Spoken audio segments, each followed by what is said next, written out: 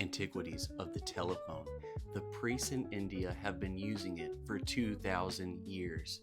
It's an 1888 article, guys. I've been saving this one for y'all. And we've been killing it lately. I love you guys so much, and please keep commenting. I'm loving this. The principles of the telephone has been known for 2,000 years in India was the rather incredible statement made by Fred Amesbury, who lately returned to New York after a 2-year sojourn in the land of striped tigers and wonderful fakirs.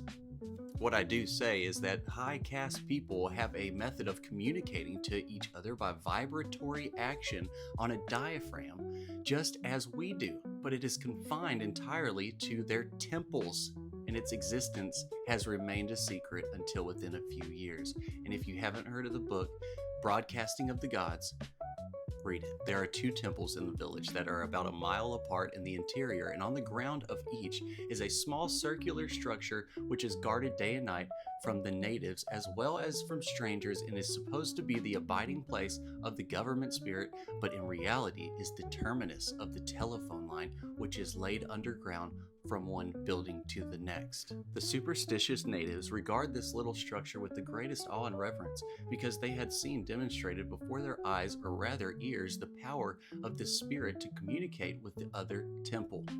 Okay?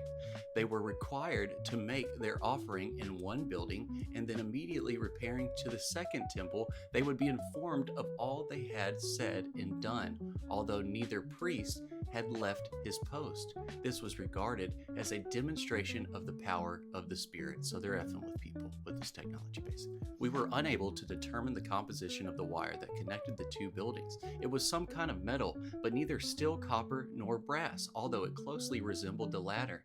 The transmitter was of wood and about the size of the head of a flour barrel, and to establish connection, instead of ringing a bell, the person wishing to attract attention at the other end stood close to the curious looking thing and shouted, "Oi! Oi! Oi!" This was answered by a similar shout, which, while faint, was distinct and could be heard 2 feet away. Okay, remember, this is a mile apart, guys. After Harrington and I gained the confidence of the priest, or rather, after he had, we were given carte blanche to do as we pleased. I know I didn't pronounce that right.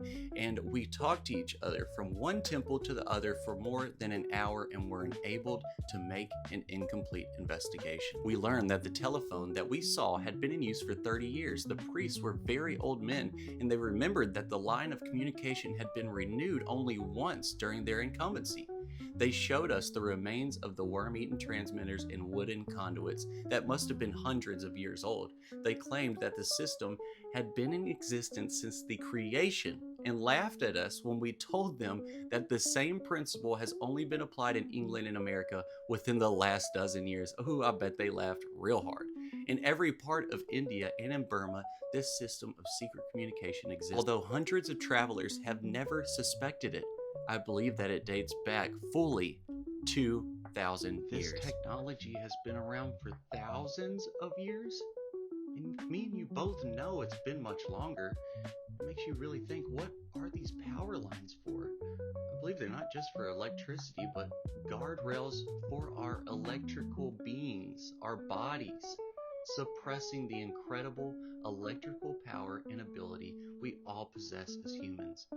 These power lines are essentially jails for our spirit, and that's why when you look outside your window, no matter where you are in the realm, they will always be sitting at your door. Love y'all, and have a good day.